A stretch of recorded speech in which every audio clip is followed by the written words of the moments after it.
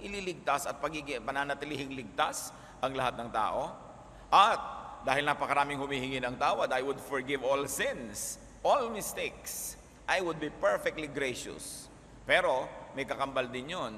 Dahil marami rin humihiling na, Diyos ko, parusahan mo po ang umagaw ng aking asawa, parusahan mo po ang pumatay sa aking pamangkin. I would also punish every sinner. I would be perfectly just.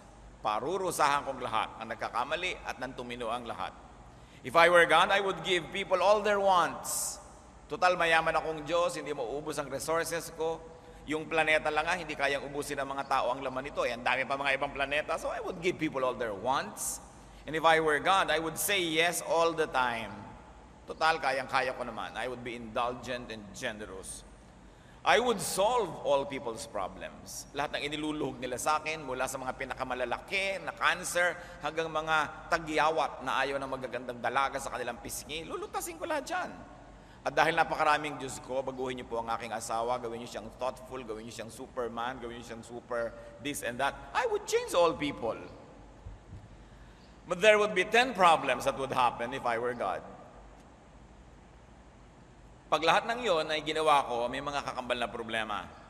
If I healed all the sick, no one would die.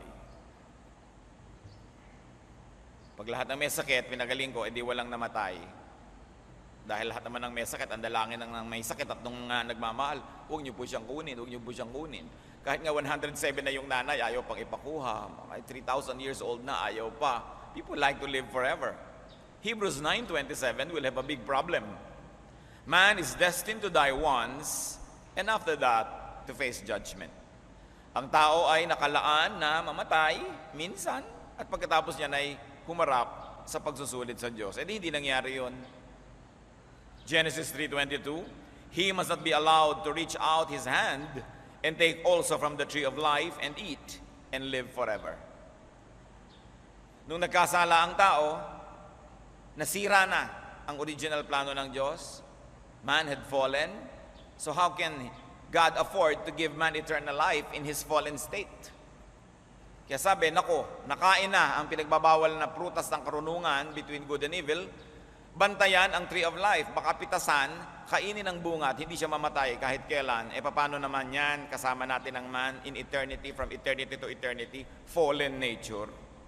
Bantayan ang tree of life because he must not be allowed to eat of it and live forever. If I healed all the sick, people won't and can't enter eternity. And people cannot transcend the body, the physical. Malaki po ang problema pag hindi namatay ang tao. The spirit cannot return to God. Hindi makauuwi ang espiritu sa Diyos na pinagmulan. Ecclesiastes 12:7, the dust returns to the ground it came from, and the spirit returns to God who gave it. Isang malaking kalayaan ang nangyayari pag ang tao ay namatay ang katawan, nakababalik ang espiritu sa Diyos. Malinaw ang sinasabi ng Ecclesiastes 12:7, the dust returns to the ground it came from, and the spirit returns to God who gave it. Ang nagpapabigay ng problema dyan, mga relihiyon, kasi kani-kanya sila ng payo, panukala, na sila lang ang daan para bumalik ka sa Diyos. So yung iba namang problema, yung kapatid ko hindi napaanib sa aming iglesia, therefore hindi siya pupunta sa Diyos. Yung mga tao doon namatay na hindi namin naging member, therefore hindi sila pupunta sa Diyos. Sa Ecclesiastes 12:7 sabi, ang namamatay, bumabalik sa Diyos. Pag-aralan nyo kung anong kahulugan niya sa inyong buhay and how you'd operationalize the teaching that comes from the wisest man that ever walked the face of the earth. So ang namamatay, nagkakaroon siya ng pagkakataong bumalik sa Diyos. Isa pa pong problema kung ang tao hindi namamatay dahil sa sakit, people would be careless. Baka pagkakain kayo ng dilata, pati lata kainin nyo. Iinom kayo ng kung ano-ano, pati yung lalagyan, inumin nyo yun. People would be reckless, and people would trivialize life. Marami pong tao, kaya lang nagkakaroon ng napakalalim na pagmamahal sa buhay, kung naranasan na nilang manganib mamatay. Yung naranasan na nilang magkasakit, yung mga namamahal mo yung mahal mo sa buhay ng sobra dahil minsan naghingalot, akala mo inawala na, na-realize mo ang buhay mo yung magiging iba pag naiba siya, kaya namamahal mo tuloy. Pero kung hindi nangyari yon, wala, black and white lang ang buhay mo, hindi colored. Pero yung mga naratay sa karamdaman, oras na gumaling, ibang-iba ang pagtingin nila sa paglalakad, pagsakay lamang sa bus, pagtingin sa mga halaman, gumanda kasi nanganib. But since all deaths result from illness and sickness, if God healed all sicknesses, no one would die. Imagine all the problems if no one died. If I were God and I fed all the hungry, no one would work. Kaya lang naman nagtatrabaho ang tao para matiyak niyang siya ay may kakainin. At kasama na doon yung ibig sabihin ng meron siyang isusuot, meron siyang gagastahin, meron siyang gagamitin sa buhay. Pero kung ang tao ay pakakainin ng Diyos lahat, ano mangyayari sa atin? Idinisenyo ng Diyos ang tao na meron siyang kaligayahan na nakakamit pag siya ay nagtatrabaho. Kaya yung mga hindi pinagtatrabaho, inip na inip. Kaya yun pong maging busy tayo sa trabaho, isang malaking blessing. Dahil ang kakambal nun o kabaligtaran, yung wala kang gawin at mainip ka. Ang pinakamahirap gawin sa buhay, yung walang magawa. And of course, if the devil finds you doing nothing, he will put you to work.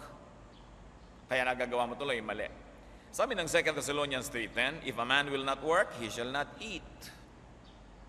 Hindi kakain ang taong hindi nagtatrabaho. Liba na lang sobrang bata, sobrang matanda, o sobrang mahina o may sakit. Kaya tinuturo rin sa Biblia na tulungan ng mga ito at pakainin habang ganoon ang kanilang kalagayan. And if people need not work for food, people would be bored.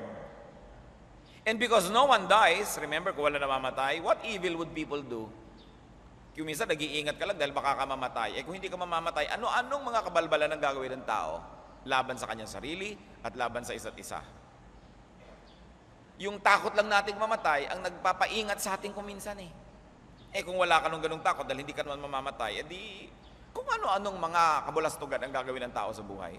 Genesis 6:5, the Lord saw how great man's wickedness on the earth had become, and that every inclination of the thoughts of his heart was only evil all the time. Napakaraming kasamaan laman ng isip ng tao. Nagpapakabuti lang at sinisikap maging mabuti para hindi mapahamak. Kung assured ka na hindi ka mapapahamak, saan makararating ang kasamaan ng tao? If I cheered up all the sad and the lonely, people won't be careful not to end up sad. People would be careless with their emotional well-being. People won't even appreciate happiness.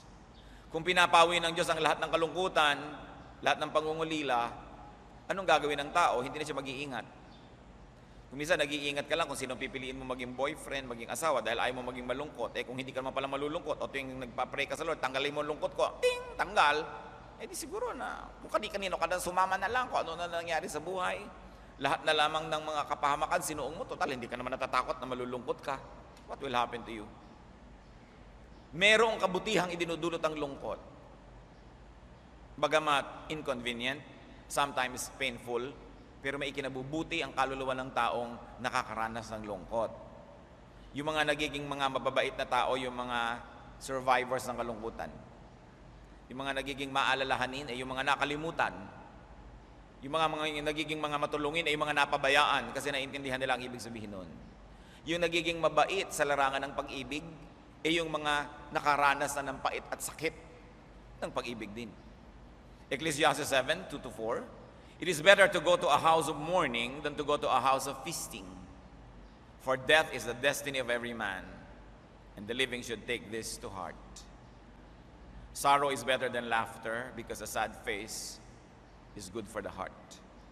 The heart of the wise is in the house of mourning, but the heart of fools is in the house of pleasure. Nakabubuti daw, sabi ng Ecclesiastes, na piliin sa mga tamang panahon yung malungkot na landas. Because sadness and loneliness refines the spirit.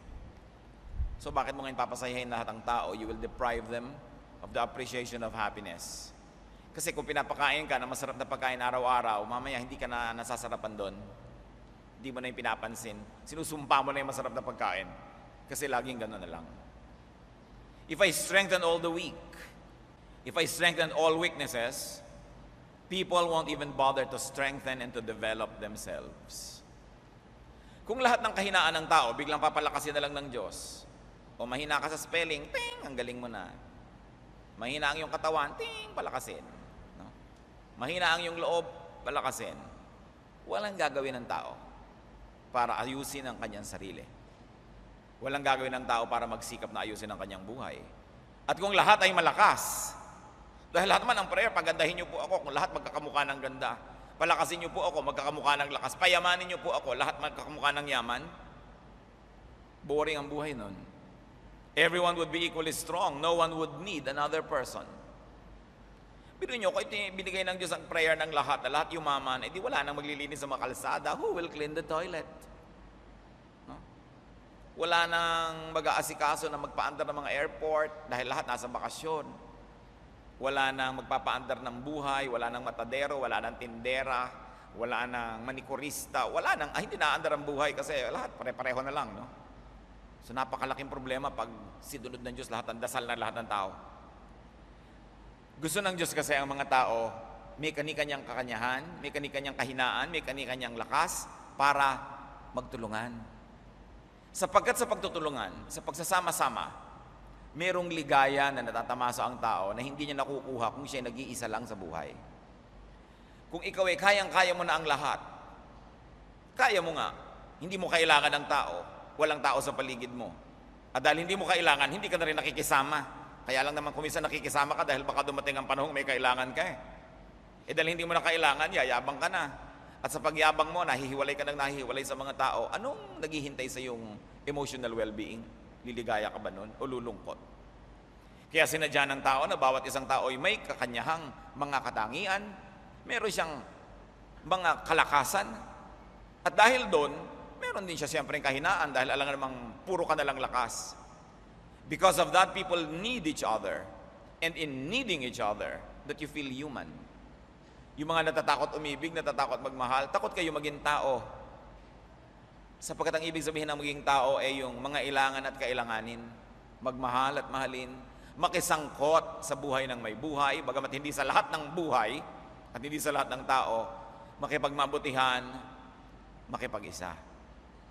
Merong ligaya na natatamasa lang nung nakikipag-isa sa kapwa, na kailanman hindi mararanasan nung sobrang independent. 1 Corinthians 1:10, all of you agree with one another, so that there may be no divisions among you, and that you may be perfectly united in mind and thought. When people are united in mind and thought, and this unity is sometimes compelled and forced upon them by need, because you need one another, people discover joy. Sabi nila, ang mga Pilipino, close family ties. We must never forget that one of the reasons why we have close family ties is because many of us are poor. We need each other. May kasalan doon, hindi mo pairam yung mga plato-plato mo kung sa probinsya ka dahil baka ikaw naman maglamayan, wala magpapadala din ng kanilang mga tasa-tasa sa iyo, ang dami mong kailangan. Yung mga close family ties na yan, mga relatives namin nandito lahat kasi holiday. Kung mayayaman ang lahat ng kamag-anak mo, mag-hotel yan, ba't yung magsisiksik sa bahay mo? So there is interdependence because people need each other. And because we are compelled to be there because we need and we are needed, love grows, relationships grow, and we harvest the benefit of being with fellow human beings. And you know why it's a blessing to be with fellow human beings? Because each human being is also created in God's image. And there is a facet of God, there is a character of God that you can find in each person, waiting to be discovered. Although there's also a character of Satan that is there. No? Kaya pinipili mo na lang, alin ba yung titignan, alin ang tititigan, alin ang papalakihin at papaliitin sa ugali ng kapwa mo dahil hindi naman pwedeng piliin mo lang yung gusto mo dahil buo siyang tao. Meron siyang katangian at meron siyang kapintasan. Hebrews 10:24, let us consider how we may spur one another on toward love and good deeds. Kailangan daw na tayo ay magtulungan na palabasin ang mabuti sa isa't isa para maging maibigin siya at dahil siya ay kaibig-ibig, iniibig din natin siya at dahil iniibig natin siya, nagiging kaibig-ibig tayo sa kanya, tumitibay ang samahan. Napaka-importante na hindi lahat ng weaknesses pinagmamagican ng Diyos para maging strong. Because the super strong can be isolated because they don't need anybody. If I kept everyone safe, people would be reckless. Kung alam ng tao na kahit anong gawin niya, hindi naman siya mamamatay, safe naman siya, anong gagawin niya ng mga kapabayaan? No one would value life. No one would value discretion. People would be mechanically fearless and complacent. And because of that, they will miss the finer points that sometimes slight worrying can give. Kasi pagka alam mo na nag-aalala ang mahal mo sa buhay dahil wala ka pa, umuwi ka nga para huwag siya mag-alala. Pero pagka alam niya na wala namang mangyayari sa iyong masama at alam mong alam niya yon, baka hindi ka na umuwi. Total, wala naman siyang aalalahanin, wala siyang iisipin. Isaiah 47:8, "Now then listen, you wanton creature, lounging in your security and saying to yourself, I am, and there is no one besides me. I will never be a widow or suffer the loss of children."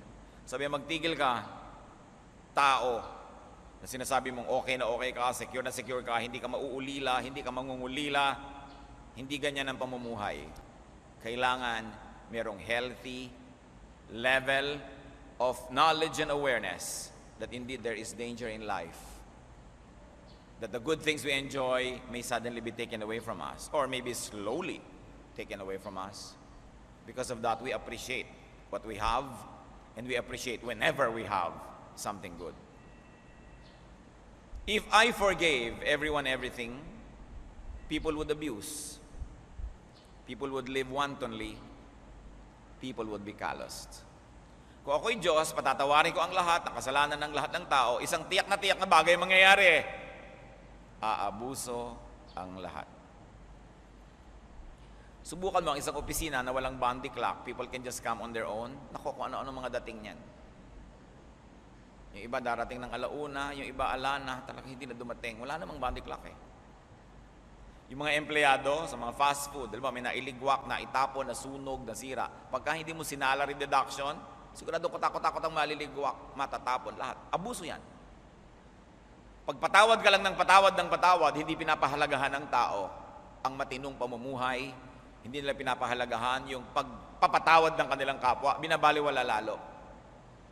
2 Timothy 3:2-4, people will be lovers of themselves, lovers of money, boastful, proud, abusive, disobedient to their parents, ungrateful, unholy, without love, unforgiving, slanderous, without self-control, brutal, not lovers of the good, treacherous, rash, conceited, lovers of pleasure rather than lovers of God. This will happen and much more if people knew that they would not be punished for wrongdoing. Pagka nakalagay, no parking, at alam mo naman na hindi ka naman huhulihan, hindi ka mumultahan, hindi ka mapapagalitan, edi bumara na ang buong kalsada. Pag alam mo that if you can beat a red light at hindi ka naman paparusahan, hindi nagbanggaan na ang lahat ng tao dahil hindi naman nila papansinin yung batas. Pag alam ng mga bata na kahit 15 taon na sila sa second year high school, hindi sila mapaparusahan, baka abuti sila ng 50 taon doon. At dahil hindi naman sila magugutom, inasyon naman yun ng God, hindi nila kailangan talaga magsikap magtrabaho. Hindi naman sila mangangailangan ng ganitong mga bagay. On the other hand, if I punished every sinner, kabaliktaran ng I'll forgive, if I punished every transgressor, no one would be spared. Kung pinatawad ko lahat ng tao, problema. Ang kabaliktaran nun, parusahan ko lahat ng tao, hindi wala namang naligtas. Kasi lahat dapat parusahan. Pag sinabi din yung, di Lord, parusahan nyo na lang po yung iba, basta huwag kami. Di ba? Pagka sinabi mo naman na, patawarin nyo na lang po kami, huwag naman yung iba na lang. Hindi pwede yon kasi pag ang Diyos gumawa ng batas para sa lahat. Pag may gravity, lahat bumabagsak. Banal man o makasalanan, pag natapilok, matutumba. Banal ka man o may kasalanan, pag dinapuan ka ng mikrobyo at wala kang immunity doon, kakasakit ka. Banal ka man o may kasalanan, may lumipad na bala, tumama sa bungo mo, patay ka. Because the law of God applies to all. God is respecter of no man. Kaya kahit nga si Jesus nung maraming nagtataka, bakit naman yung mga mabubuti at masasama, pare-pareho lang nangyayari sa kanila, mga masasama na umaasenso. Sabi ni Lord, well, the sun shines both on the evil and the good. And the rain falls on both the wicked and the godly. Hindi naman pinipili ng ulan na doon lang siya tutulo sa lugar na yun at hindi ka mababasa dahil Christian ka. Naglalakad ka, yung tapat mo, butas yung ulap, hindi ka nababasa. So pag may hiningi ka sa Diyos para sa iba, dapat mong tanggapin na mangyayari rin yun sa'yo. Pag may hiningi kang exemption para sa'yo, isipin mo rin na lahat may exempt. So pag sabi mo, Lord, parusahan niyo po ang kapitbahay namin dahil masama, sinabi mo na rin na, parusahan niyo rin po ako dahil ako'y masama. Pag sinabi mo na yung kalaban ko po, ganituhin nyo, sinabi mo rin na gawin nyo rin sa akin yon. Because the law of God is the same for all. Psalm 53:3, kung bakit pagka pinarusahan mo ang isang makasalanan, lahat mapapahamak. Everyone has turned away. They have together become corrupt. There is no one who does good, not even one. Romans 3:23, for all have sinned and fall short of the glory of God. If I punished every sinner and transgressor, people won't lift a finger to right wrongdoing and to promote and keep justice. What I mean is, people won't do anything if they are not punished. But if they are punished, what will happen? No one will be spared. Job 33:17, turn man from wrongdoing. In Proverbs 17:15, it is not good to be partial to the wicked and to deprive the innocent of justice. So dapat talaga pinaparusahan nyo kasalanan. Pero pag hiningi nyo yan sa Diyos, humanda na rin kayo na masama sa paparusahan. Kaya masama yung dasal tayo ng dasal na may mangyaring masama sa kapwa, parusahan nyo po sila, parusahan nyo po sila. Hayaan mo na lang Diyos magpasya kung anong gusto niyang gawin. If I were God and I gave all people's wants, no one would work. Tulad ng napag-usapan na natin, and miss the joy of working. Because of that, no one would be satisfied, and the wants will never end. Pag ibinigay mo sa tao 10, mamaya gusto niya 20. Pag binigay mo 20, mamaya gusto niya 30. Hindi na yung titigil. Ecclesiastes 4:8, there was a man all alone. He had neither son nor brother. There was no end to his toil, yet his eyes were not content with his wealth. May taong akong kilala eh. Wala namang papakainin na, wala namang umaasa sa kanya, wala namang nakasandal sa kanya, ang yaman-yaman na, ayaw pa rin tumigil magpayaman. Ibig sabihin lang niya, wala nang need, payaman pa ng payaman. Kasi hindi naman makokontento tao. So pag mo, Diyos ko, bigyan nyo lang po kami ng bahay sa Camellia Home, sasaya na po kami. Akala mo totoo yun? Pag binigyan ka, Diyos ko, kailangan po pala namin ng kotse dahil milya-milya kalayuan nito sa sibilisasyon. Diba? Pag binigyan ka na ng kotse, Diyos ko, kailangan ko po pala ng panggasolina dito araw-araw, kailangan ko po pala ng pang-change oil, pang-change tires, kailangan ko po pala nito, noon, etc., etc. No? Akala nyo ba tumitigil yung pangangailangan? So, hindi solusyon pag ibinigay ng Diyos ang gusto mo. Dahil may invento ka na naman na bagong gusto at meron ka na naman bagong irereklamo sa araw ng bukas. And people would be sensitized, unappreciative, and therefore unhappy. Ecclesiastes 5:10, whoever loves money never has money enough. Whoever loves wealth is never satisfied with his income. This too is meaningless. Hindi nasasatisfy ang tao. Hindi solusyon, Diyos ko, ibigay mo po sa amin ito. Sabi ng iba, Pastor, ipanalangin naman natin ang Pilipinas, payamanin ng Diyos para tayo sumaya. O tingnan nyo na lang, yung lahat ng mayayamang bansa, kung masaya nga ba. Bagamat masarap namang karoon tayo ng pera sa bulsa natin, makain natin ang gusto natin. Pero para isipin mo na yun ang magiging daan para kasumaya, hindi yun guarantee. Ang mahalaga, kahit anong kalagayan mo ngayon, umimbento ka ng saya. Kung saan ka man naroon, ano man ang kinasadlakan mo ngayon, gumawa ka ng saya. Sasaya ka. Huwag mo isipin, pag lang nandun ako, tsaka pa ako sasaya. Tapos nakarating ka doon, malalaman mo, sabi ni Solomon, meaningless. Patungo pa lang kayo, pauwi na ako, huwag na kayo mag-aksaya ng panahon. Balik kayo. Hindi ito ang daan. Sabi niya. Kailangan ng kaligayahan, ginagawa sa puso. Kailangan ng kasiyahan, ginagawa mo immediately where you are. Nakatira ka sa isang barong-barong, sabi mo, pag nakatira ako sa palasyo, sasaya na ako. Akala niyo totoo yun? Pwede. Pero hindi garantiya na laging mangyayari. Kung ano ka dapat, nasaan ka, anong kalagayan mo, anong weakness mo ngayon, anong meron ka, anong wala ka, gumawa ka ng saya. Sabi nga ng Desiderata, strive to be happy. Meron kayong gustong i-career, ikarir niyong sumaya. Kung ano man yun, nagpapasaya sa inyo, gawin nyo yun. Hanggat hindi nakasasama sa kapwa at nakakasama sa inyong sarili. Gawin nyo. 70 years old kayo, gusto nyo mag-gel sa buhok, tambakan nyo ng gel. Sumaya kayo Ano ngayon? Basta huwag nyo lang ninakaw yung gel sa iba. Di ba? Biyuda kayo, gusto nyo magka-boyfriend, di mag-boyfriend kayo. Pipigilan kayo ng mga anak nyo, huwag kayong papigil. May kani-kanyang asawa rin yan, pagka uwian na sila-sila, tapos eto ka, kausap mo, picture. Pagka may mga okasyon, mabuti pa ang kalendaryo, may date, ikaw wala. Kayo nagkikinig sa mga tao, pigil ng pigil. Basta hindi masama, gawin nyo, gumawa kayong saya. Pag nagpantay na inyong paa, humarap na kayo sa Diyos, ipagsusulit nyo, anong ginawa mo sa buhay mo? Nagmukmuk ka ba? O pinasaya mo buhay? Binigyan kita ng buhay para lasapin mo lahat ng kabutihan ko, tapos pigil ka ng pigil dyan. Diba? Sumaya ka. Gusto mong palitan ng iyong hairstyle? Matanda na po yata ako. Gawin mo. Hindi naman immoral yun No? Ang dami-daming mga pwedeng gawin na hindi naman masama, pinipigil ang tao. Ba't po kayo lagi naka-duster? Kasi matanda na ako. Ba't hindi kayo mag-shorts? Ba't hindi kayo magtanga kung gusto ninyo? Anong problema dyan? Diba? Gawin nyo. Meron pa gusto ko na pong mga makatapos ng college, kaya lang 16 na ako. Gawin mo. Ba't di mo gawin? Ikakasaya mo pala yan. No? Kasi ang tao, maraming lungkot. Gusto mo man o ibig, sabi ni Balagtas, sapagkat ang mundo'y bayan ng hinagpis, mamamaya'y sukat ni bayan ng dibdib. So pag dumadating yung schedule ng hinagpis, harapin mo. Pero pag wala namang nakaschedule ngayon na hinagpis ang buhay, mag-enjoy ka.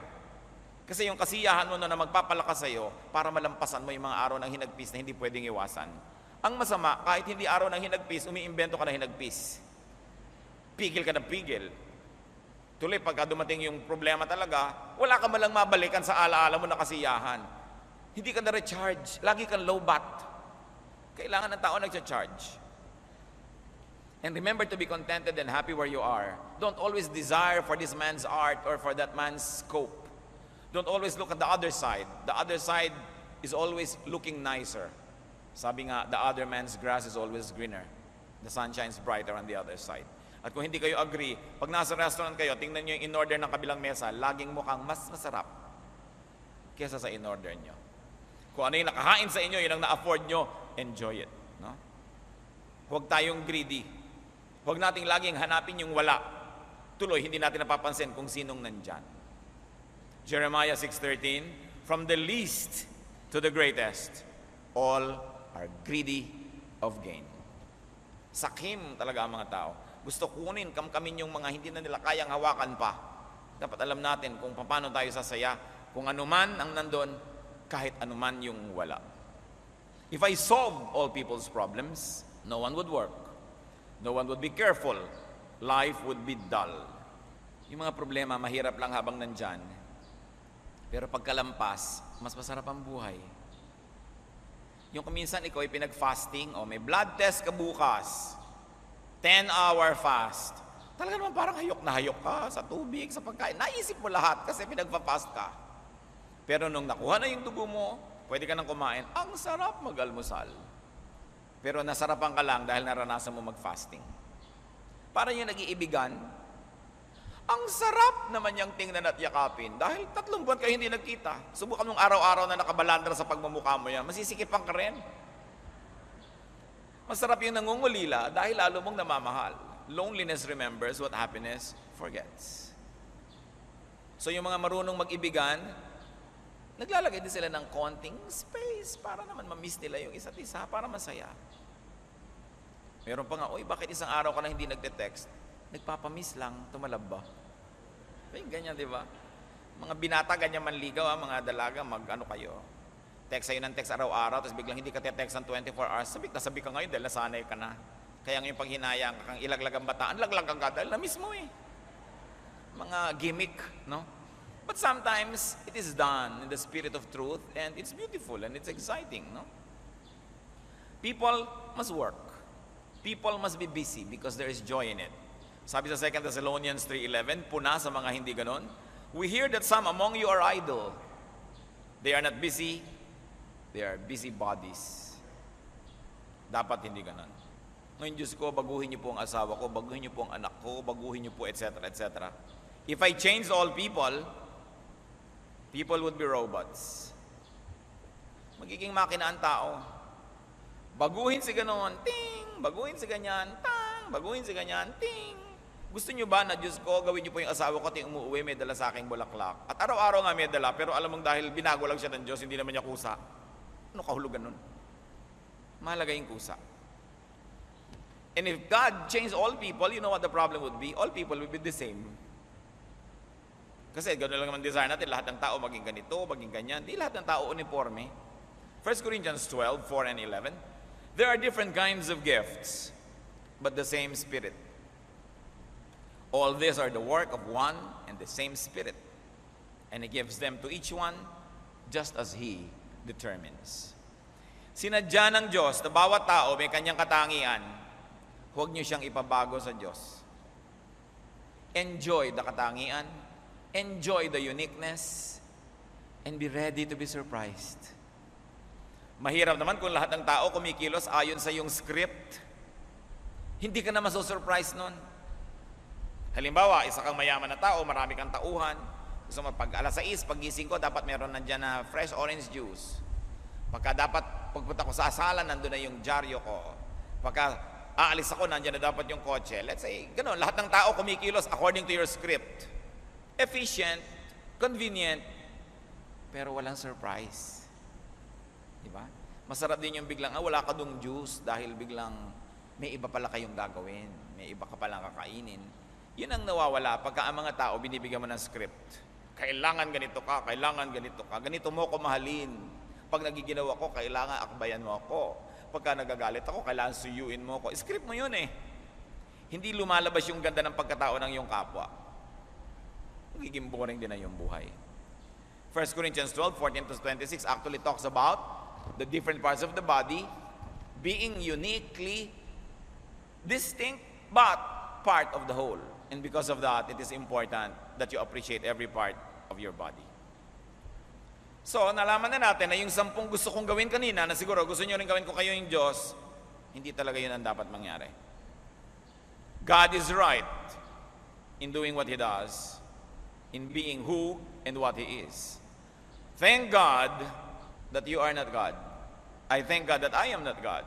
Kasi kung gagawin ko yung mga gusto ko, gugulo. Masisira ang lahat.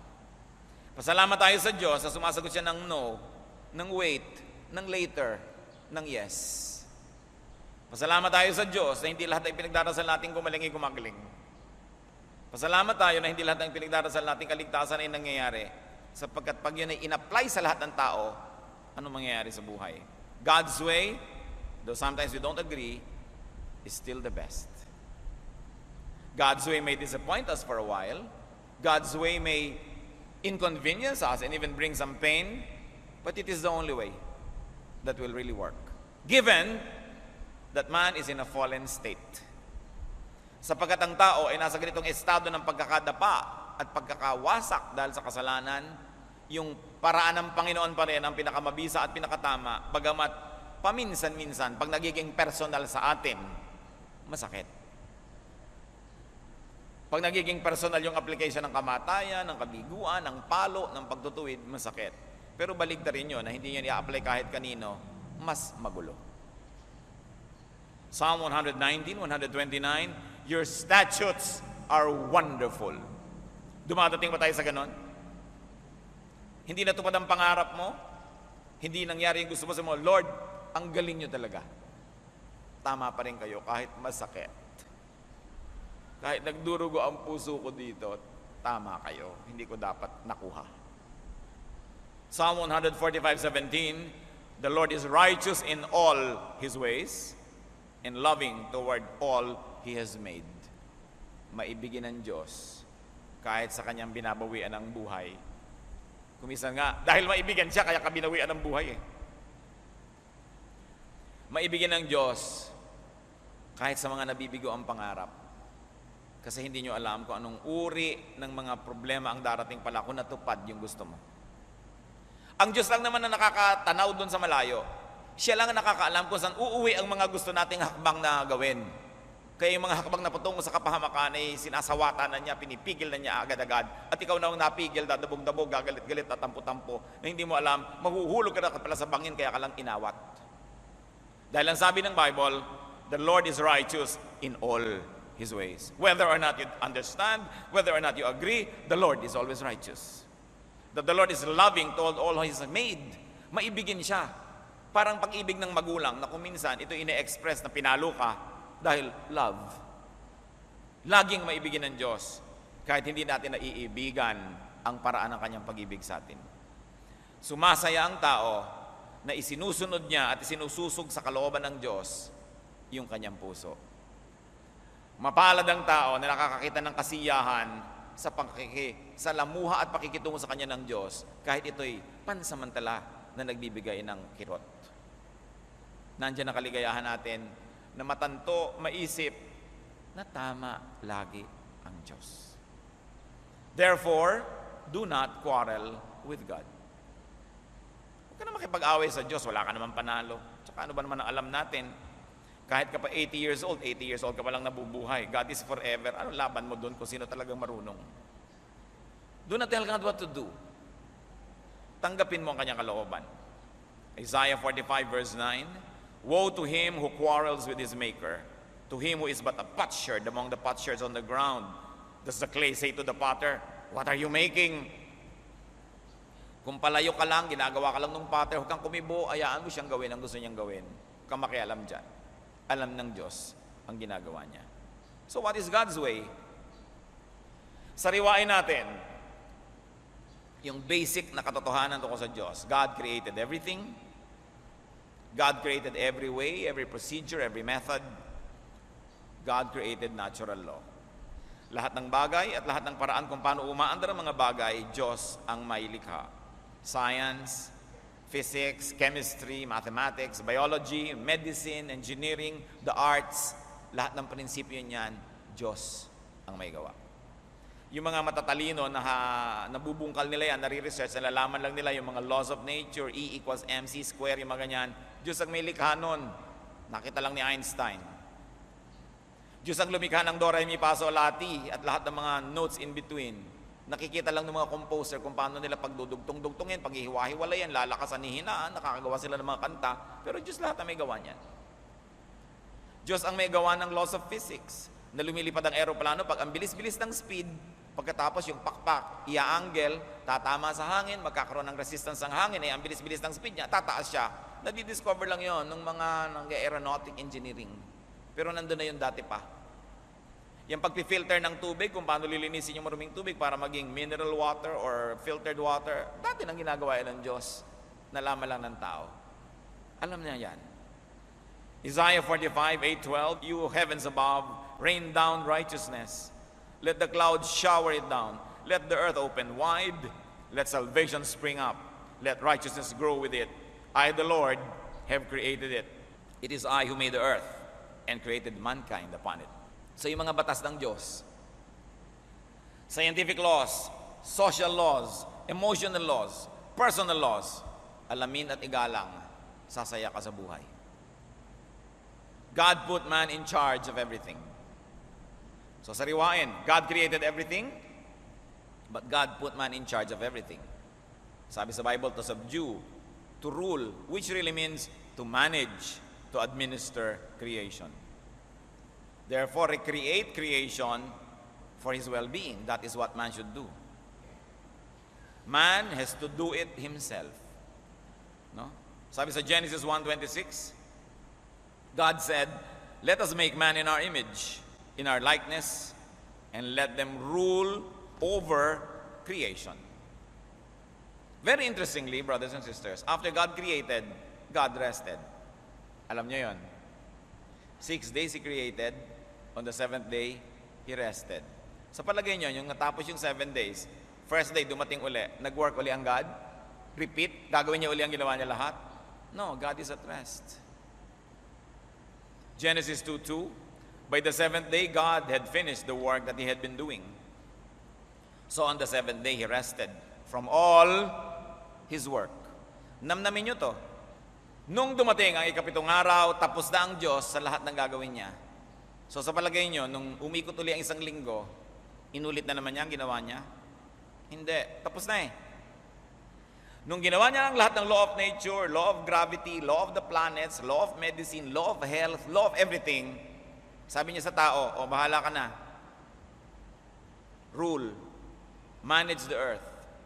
So God is at rest. Genesis 2:3. God blessed the seventh day and made it holy because on it He rested from all the work of creating that He had done.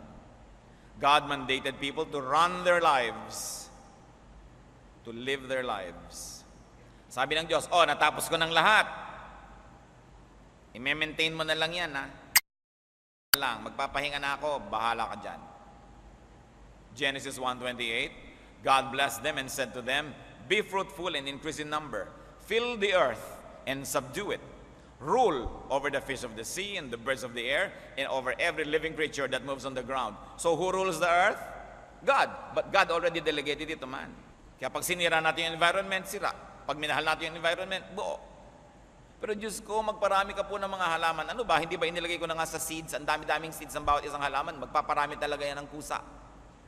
Mga isda, magpaparami yan ng kusa. Talagang kusa sa lahat ng creation, magparami. Ituloy ang buhay. Alam nga namang bukas, mag-create na naman ako ng nara dahil inubos nyo. No? Bukas, mag-create na naman ako ng talakitok dahil na-extinct. Inilagay nga lahat yan, i-manage yun ang walang ma-extinct, aandar kayo lahat ng tubig nyo, magre-recycle. Recycle lang naman ng tubig May bago bang isang patak ng tubig na inilagay yan Diyos dito sa earth mula nung creation? Wala. Lahat na-recycle. Kaya yung ininom nyo kanina, pinagbabara ng paa ni Cleopatra 2,000 years ago. Yun din yun Paulit-ulit lang yan. Yung kinain yung isda, mga nalunok niya siguro, yung kuko ni Julius Caesar. So nakain mo rin si Julius Caesar. Paulit-ulit lang. Ikaw din, magiging papaya. Di ba? Pag namatay ka, magiging lupa ka na naman, magiging malunggay ka, kakainin ka ng kalabaw, yung kalabaw, kinain ng gano'n. Paulit-ulit lang. Yung kaluluwa lang ang galing sa Diyos at ibinabalik sa Diyos. So sabi, dapat people should help themselves. Huwag kayong asa ng asa sa Diyos sa lahat. Sabi, ginawa ko na lahat, ibinigay ko na sa inyo, binigyan ko kayo ng utak, binigyan ko kayo karunungan, I created you in my image. Tapos gusto nyo ako lahat gagawa. No? Diyos ko, may sakit po ako, pagalingin nyo ako. Bakit ka nagkasakit? Hinitit mo lahat ng sigarilyo sa buong mundo, tapos ngayon gusto mo pag-magican kita. Di ba? Buuin niyo po ang relasyon namin mag-asawa. Ang sungit-sungit mo, away kayo ng away, tapos ipapabuo mo sa akin. Kayo sumisira, ipapabuo niyo sa akin. Ano ba kayo? Kaya maraming dasal, parang hindi nadidinig. Hindi mo naman dapat dinadasal dapat gawin mo. Diyos ko, pagpalain niyo po ang mahihirap, pakanin niyo po sila. Di ba, kinreate ko na lahat ng pagkain, lahat ng halaman. Ikaw na may pagkain, pakainin mo siya. Mag-manage ka, mag-fundraising ka, pakanin mo. Ba't ako papakainin mo sa kanya? Tapos na ako, nagpapahinga ako. Sana maintindihan natin ang ibig sabihin ng Sabbath ng Diyos. He is at rest. Huwag natin siyang pagawin. Dahil ibinigay na niya lahat yung tool, lahat ng capacity sa tao. We were created in His image.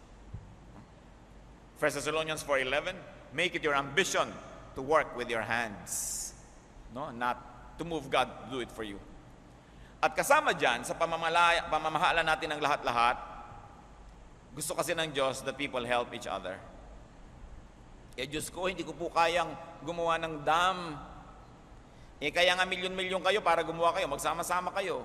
Paano po kami magsasama-sama yung magkakaaway kami? Kaya magbati-bati kayo, magkasundo-sundo kayo, mag-ibigan kayo, makakagawa kayong dam, makakagawa kayong pyramid, makakagawa kayo ng building dahil nagkakaisa-isa kayo. Sige, mag-away-away kayo dyan, magyara-gyara kayo. Yung mga ginawa nyo, masisira pa, miserable ang buhay. Tapos pag miserable, dasal ka ng dasal, Diyos ko, ayusin nyo pong buhay namin. Kaya ba't nyo ginugulo? Dapat tulong-tulong. Kaya sabi sa 1 Peter 4:9, offer hospitality to one another. And hospitality can be everything. Ibig sabihin, yung strong, help the weak. That is how you will survive. United you stand, divided you fall. You, humanity. O yung isang bansa, gumagawa ng atomic bomb, o kung ano-ano pa, atom bomb, etc., etc. Papasabugi niya doon sa ibang bansa. Di ba yung lason, kakalat din sa buong mundo, malalason din siya.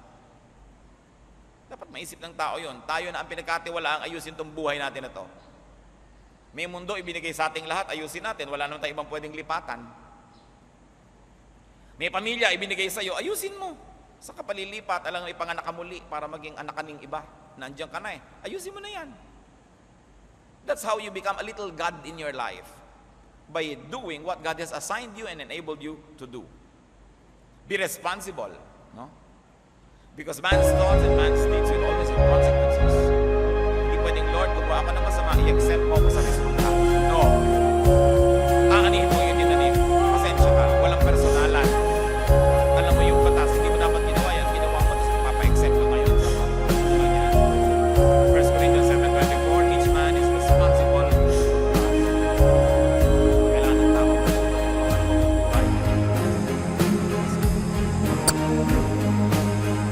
To rise from his rest, to solve people's problems. Psalm 132 verse 8. Arise, O Lord, and come to your resting place. May kanta. So arise to your rest and be blessed by our hands. Yung mga tao, dahil gusto nila, pinagtatrabaho at Diyos natin, pinapalitan yung Lord. So ginagawa, arise from your rest. Bangon ka kayo niya sa pagpapahinga niyo. May gagawin tayo. No? Samantalang the Lord, sabi niya, come to your resting place. Psalm 11 verse 4, the Lord is in His holy temple. The Lord is on His heavenly throne. Anong ibig sabihin? Dasalan, hingan, ungutan. The Lord is in His holy temple. Ibig sabihin, let the Lord rest. Pag yung nanay mo nasa kwarto niya, nagpapahinga, your mother is in her bedroom. Anong ibig sabihin? Nay, magsaing nga kayo. Di ba? She is in her bedroom. Let her stay there and enjoy her time. Pag saying the Lord is in His holy temple, the Lord is on His heavenly throne. Let Him bask in His glory and let Him enjoy His being. No? Hindi natin siya kailangang kaladkarin sa mga maliliit at kung ano-ano mga bagay na binigyan niya tayo ng kakayahan para gawin. Hindi tayo magkakalata, sabi natin, Lord, pakilinis. Makikipag-away tayo sa Lord, pag-ayusin niyo po kami. No, kaya niyo yan. You were created in God's image. It doesn't mean independence from God. It doesn't mean don't pray. Pero ilagay niyo sa lugar, hindi lahat-lahat. Dahil sabi, di ba binigyan na kita? Ipagpe-pray mo yung mga mahihirap, meron ka namang ibibigay. Ibigay mo na. Huwag ka naman nalangin. Gawin mo na ang pwede mong gawin. When God breaks His rest, when God breaks His automatic natural law, a miracle happens. Nandun pa lang mga kapatid yung miracle. Yung dapat careless ka, nalaglag ka, sinalo ka, miracle. Pinabayaan mong katawan mo, ngayon manganganib kang mamatay, pinagaling ka, miracle. When God breaks His law for your sake, that's miracle. But would you like to ask God to always break His laws for you? Why don't you just follow the law? So God doesn't have to make an exemption all the time. Psalm 77:14, you are the God who performs miracles. You display your power among the peoples. Kahit naman sa history ng Israel, mga kapatid, may mga panahon ng miracle, pero maraming panahon, walang miracle. Dumating ang mga kaaway, nasakop sila, sakop. Pinapanalangin ni Haring David ang kanyang anak na gumaling, hindi gumaling, namatay. So anong ginawa ni David? Nung namatay na, kumain, naligo, sabay, patay na, ano pang gagawin ko? Nung nag-aagaw buhay, talagang dasal ako ng dasal, pas ako ng pas, baka may magawa. Pero namatay na, so anong gagawin ko? Alangan namang tubalon ako sa building. So itutuloy ko ang buhay.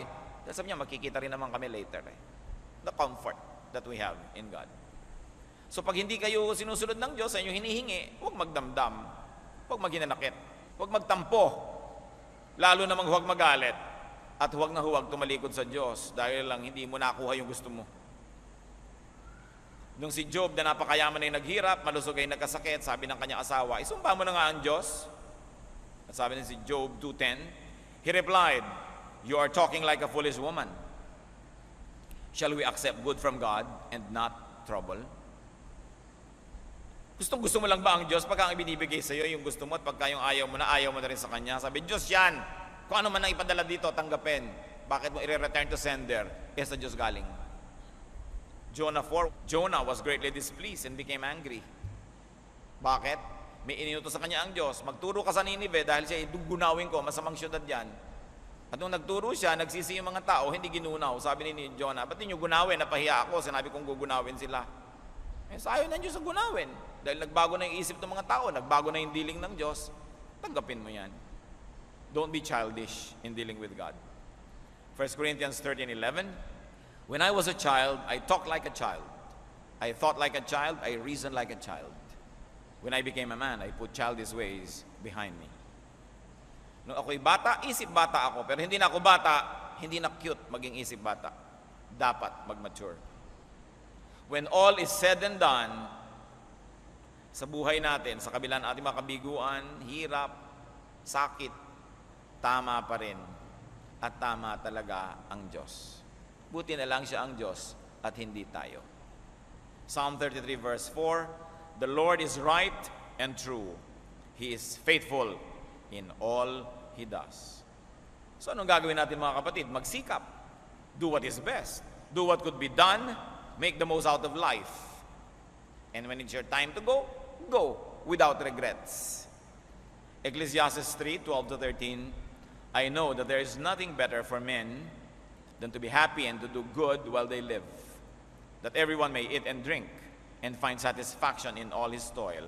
This is the gift of God. Enjoyin nyo ang buhay mga kapatid, at kung may kapwa tayo nag-enjoy, huwag nyong pakialaman. Huwag nyong guluhin at huwag nyong sadistahin. Ecclesiastes 11:8, however many years a man may live, let him enjoy them all. Every stage of life has its own happiness. Enjoy it. Sabi ng Desiderata, with all its sham, drudgery, and broken dreams, it's still a beautiful world. Sa kabila ng mga kabiguan, hirap, pagod, maganda pa rin talaga ang buhay. Habang buhay ang tao, may pag-asa. Ecclesiastes 9:4, anyone who is among the living has hope. So anong ipinagdarasal nyo? Anong mga nagiging bunga ng ating pagdarasal? At anong nagiging bunga sa atin ng mga sagot ng Diyos? Diyos namin sa langit,